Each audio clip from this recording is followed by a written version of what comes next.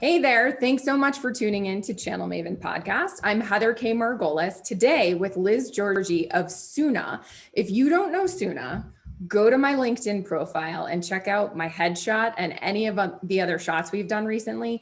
They take headshots and product shots to a whole new level. So I'm not going to do your pitch for you, Liz. Tell us a little more about you and a little more about Soona. Well, thank you for having me. I am the co-founder and CEO of Soona. Soona is my second business, and it is the business that I am pimping all day, every day right now. Soona is a fast casual content studio. What that means to us is we make it possible for folks to get professional photos and videos the fastest anywhere and completely affordably. Our photos are $39 a piece. Our video clips are $93 a piece. If you need a headshot, we have studios in Austin, Denver, and Minneapolis. But if you are a product company, you can actually ship us your product from wherever you are in the United States and join a virtual shoot online via our browser-based photo shoot experience. And so we believe we are the fastest, the most fun, and the most affordable way to create professional content on the internet today. I will absolutely speak for the most fun. So even during the pandemic and everyone was super safe and there were masks anytime we were near each other, obviously I took mine off, but then the photographer was standing far away from me. It was such a different experience because before I ever set foot in the studio, I was asked about my brand and about what we were trying to accomplish. And that's personal brand, which for anyone who's listening who knows me is super important online. I've been talking about this for 12 years, that you need people to feel like they know you just by looking at your LinkedIn profile or your website. Yeah, I call it a photographic first impression, right? Anything we post online, it really helps people paint the picture of who you are and sets an expectation for who you're going to be should you ever have a chance to meet each other in real life or via a video call. And so we really pride ourselves on thinking about what are the things we need to understand about you so that you can have a successful photo shoot. When you show up, feel as comfortable as possible, feel like we really heard you. Something as simple as understanding what colors you like and don't like so those colors are ready for you. That's a big deal. Somebody on Twitter the other day messaged me to say, hey, I was kind of a hater on Soona. And then I finally came in after 2 years and I'm obsessed with Soona now. And I said, hey, you know what? We welcome you to the Fast Casual Content Club when you are ready. But I do think what we are trying to offer folks is a different experience that really does make folks feel good about themselves and their brand. Absolutely. And we'll show this shot, but I post on LinkedIn all the time. And most of my posts are getting somewhere between 800 and 3,000 views. So I can see how many views they're getting, even if I don't get comments. I posted one of the pictures that was totally your photographer's idea for me to sit on a disco ball with, of course, our brand color behind me. I posted a New Year's post and used that picture. I have over 17,000 views of that. So people are really drawn. Every day we have so much content that we're looking at and we're reading. People are really drawn to something that stops them in their tracks, and it needs to be different. And I think it's awesome that you've taken the traditional, like here's my headshot to a totally different level. And certainly product is, working in IT, you can't send you our product, but but you're the product in a way, right? Right. Your personality, your point of view, your product expertise and your market expertise. Those are the things that people are attracted to. I always want to just add one asterisk here, which is to say so much of what makes our world go round in business is this idea that we have to present a polished version of ourselves. One of the challenges I have for folks as part of our Headshots for All campaign, and for anyone who's interested, just go to soona.co/headshots for all. We're giving one free headshot to anybody who wants to come in and get one. It's this idea that who you are as a person should have permission to live in your business life. That we don't have a worker personality and a life personality. We just have a human personality, and we should be able to blend those things seamlessly. I try to live by that example. I think you live by that example, and it shows up in the results. 17,000 views on that post is because you brought Heather the human to work that day, and that's what really matters. Right. So I want to jump to, we're both in a bit of the same ship. Someone said, we're all in the same storm. We're not all in the same boat. Okay. But as women who are raising money right now, pandemic aside, that's a really hard thing. Tell us a little bit about your journey and some of the things that you have learned as far as fundraising goes. Yeah. Prior to 2020, so in 2018, 2019, I raised a little over $5 million in pre-seed and seed money for Soona. And I'm out in market now, raising money in the pandemic life. The experience of raising money, for those that don't know, less than 3% of venture capital dollars are deployed to women. So it's a very small percentage of venture dollars that are deployed to female founders. And so there's already kind of this, man, if I can do this, this is going to be a small miracle aspect of the conversation when we're talking about fundraising. But in 2018 and 2019, I had the benefit of being able to get on an airplane and meet someone, shake their hand, give them a sense of who I am as a person, build trust in that relationship. Now I'm raising money online via these video calls. And what I'm finding is that there's a lot of pros and there's a lot of cons. And a lot of them, I think, do have to do with how we show up in our gender, whether or not we choose to show up with our gender, but our gender always shows up. It's just a reality of the conversation. Most of the folks I'm meeting are men. Most of the folks I'm meeting are really successful men. And I'm sure it's the same is true for you. And so I always want to emphasize sort of two things about this. The first is that your gender can be a problem for you, or it can be something that you allow to be as part of your magic. So for me, my feminine energy, the fact that I have a ton of confidence in my feminine energy, I have sort of witchy vibes, as I like to say. I use it as a way to feel empowered and excited and motivated. And if I can raise money, if I'm successful in raising money, we move the needle forward on that 3%. The I guess only positive thing about 3% of venture dollars going to women is that if any of us raise another dollar, we're just improving and moving forward. And that's what I try to focus on, is how can I move the needle forward? How can I show up?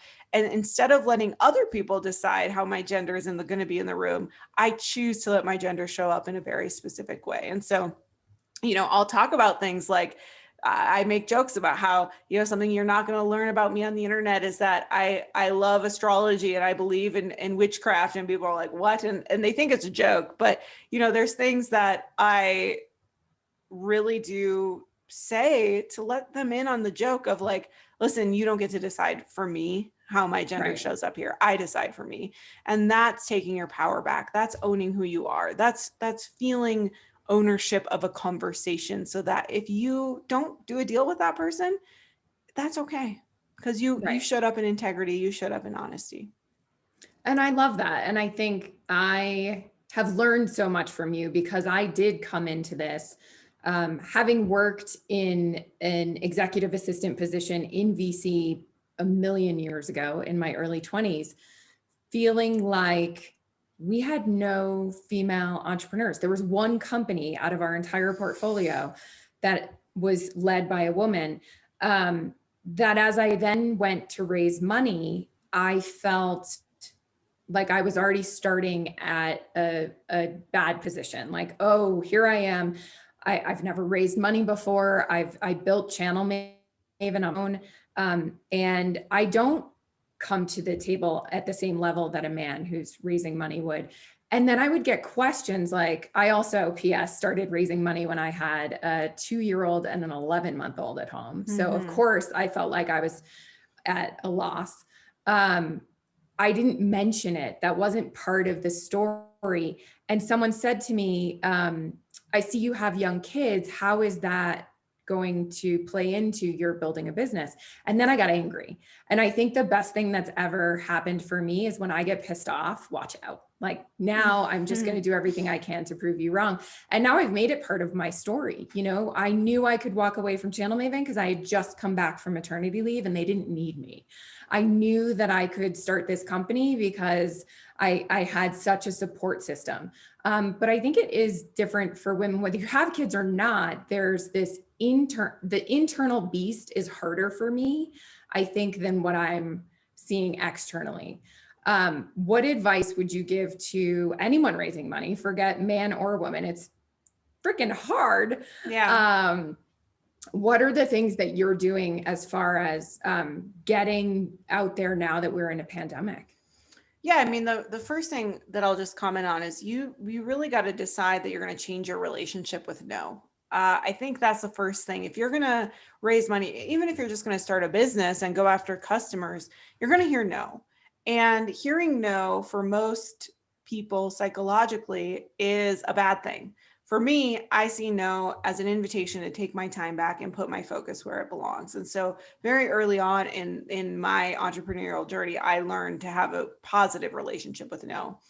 The second thing I think you absolutely have to do is you just have to decide, what are the values that I have and how can I bring that alignment of values to these conversations that I'm going to have with investors. So, I have to tell you, I went into this fundraise saying I want to have 0 chips on my shoulder by the end of this process. When I did this 2 years ago, I will admit to you, I had some chips on my shoulder about, a lot of these conversations about folks asking about my husband's career, about things of that nature. What I've decided now is better for me, better for my mental health, better for the process. If I can say, you know what, I hear you. Thank you for the question. Let it roll right off my back, move on to the next one. And understand that if that's how you see me, we're just not going to have the right values alignment. We're not going to have the right vision alignment for how we're going to work together. And instead focus on the next conversation with the person who could give a damn what my husband does for a job, and really wants to focus on me as a person, me as a founder. That is a weeding out mechanism. It is healthy. Right. It is healthy to have a set of values that allow you to create divine connection with other people. And now, I mean, to be candid, I think what I've been amazed by in this fundraise is how much I've enjoyed the conversations. I've enjoyed the fact that I can very quickly walk away from a conversation and say, I don't think that's going to be a fit, but hey, good combo. And then walk into another conversation and say, hey, I could really see that relationship being a fit, and have another conversation, another one after that. And so just constantly be preparing yourself for how you want to have a relationship with people and how you have a relationship with the dialogue in your own head. Well, and I think that's something I learned the first time around. I was looking for money. Like, I didn't care who I was trying to sell myself to them. You're really, you, us, we, everybody should also be looking at the investor for what they're going to put in. Yeah. We talked a little bit as we were preparing for this about the disassociation of expectations. And you spoke to that a little bit. Tell me a little bit more. Some of the people listening aren't entrepreneurs. They act as an entrepreneur inside a much larger corporation. Yeah. So talk a little bit about that and how that's helped you and your success.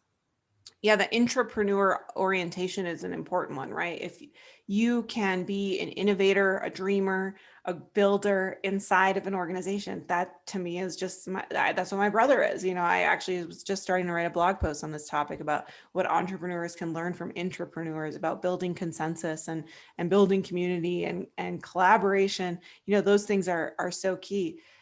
What it all really comes down to me in our professional lives is finding synergy between who we are in our business life and who we are online and who we are when we're just hanging out at home with our family or with our community, our real people. If you have alignment, I call it, human alignment. When you're in alignment with yourself, there's no limit to what you can achieve, whether that is in the job that you have right now, or in the dream business you're thinking about starting, or the business you've already started, or as a mother, or as a wife, or as a friend, or as a community builder, whatever role you're trying to harness power in, you get more power when you have alignment in yourself and belief in yourself. So many folks allow a lot of doubt to live rent-free in their brain. And I said this morning on Twitter, give the hater in your head an eviction notice, clear up that spare bedroom for someone who loves you. That is the mentality of moving towards alignment of ourselves so that we can live in our highest power. Now, I know that sounds exceptionally woo-woo. I have no problem with many people listening to this today and saying, man, that woman is pretty woo-woo. I know. I like that about myself. I have gotten so much more woo-woo, and I'm so much happier. I'm so much happier when you can think about the eviction notice. Exactly. And I wouldn't say it's rent-free. I would say that you're paying that feeling or emotion or person rent by letting it distract you from anything other than what's going to make you happy. 100%. So, there are certainly things I've done in the last year that I messed up, that were failures, that were big losses. But the thing about having alignment with yourself is understanding, what can I learn from that, as opposed to how do I shame myself? Because shame is not a useful tool. Learning is a useful tool. And so that's how I always think about this dialogue, is you're always learning in whatever role you're playing in the world, and don't let the shame game win. Just be conscientious of how you can continue to learn in your wins and your losses. I love that. How has the pandemic shifted your startup, leadership, fundraising? What are the things that, I know we touched on fundraising, but what are some of the things that you have overcome in the last 11 months at this point? I had a really funny saying at the beginning of the year that said, if I could make 2020 so successful in my sweatpants, what am I going to do in 2021? I had a great year last year, and a lot of it, I was not even dressed. So there's an aspect to a lot of the stories we tell ourselves about how success looks that are just absolute bullshit. Success can look however you want it to look, and you should absolutely allow yourself to live in integrity with that, with whatever that looks like for you. I have learned a lot of things about myself in the pandemic quarantine life, but probably the thing that I learned the most is how much I miss people.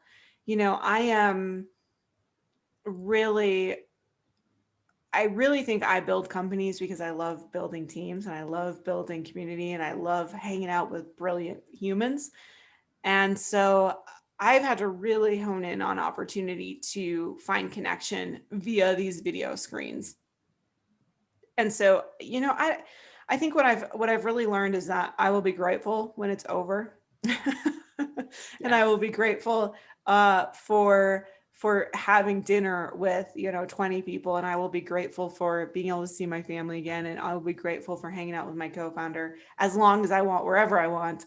But I do want to acknowledge that we have so many limitations and so many pictures in our minds of what success looks like. And many people had very successful years last year. And part of that just came down to having time to nourish themselves, time to sleep properly, time to stop running around, time to stop thinking about wearing the perfect outfit for every meeting, and instead just focus on what's the content you're delivering in every conversation that you have, and what's the energy you're bringing to those conversations.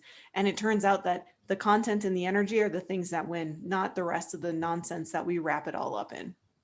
100%. And I would say I was on the road 2 weeks a month, and out and about, and down to Denver and up to Fort Collins.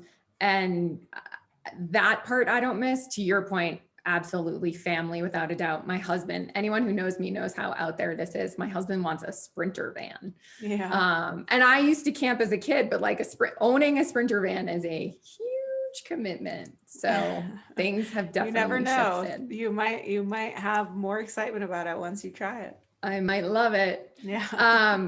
Tell us, you're so dialed into entrepreneurship and the community that's out here. Tell us first, what's your favorite business book? And I know that's a trite question. So your favorite business book could be not a business book, but tell us what people should be reading right now. Yeah, I mean, there's a couple of books that I always point to. Big Magic by Elizabeth Gilbert is a huge one for me. I really believe that, listen, we're going to just like really drop in, like Liz is a witch is basically how this is going to end.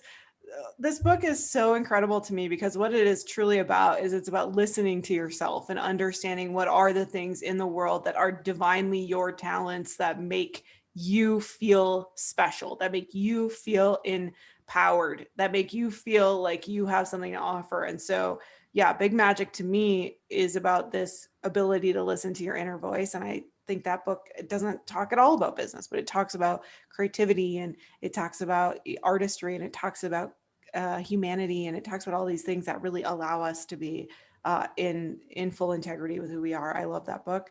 There's another book called The Big Leap. I don't know, the word big is just going to show up over and over again. The Big Leap is an exceptionally great book because it talks about how we build internal structures in our own life experiences for what our expectations are going to be when we go into a certain situation. So when we go to negotiate our salary, we've already decided a limit to where we're trying to get to, instead of having this big leap notion of anything is possible. So let me go ahead and think about what's possible. And so the Big Leap allows you to say, I'd like to leap over whatever limitations exist in my mind and start dreaming of even bigger things.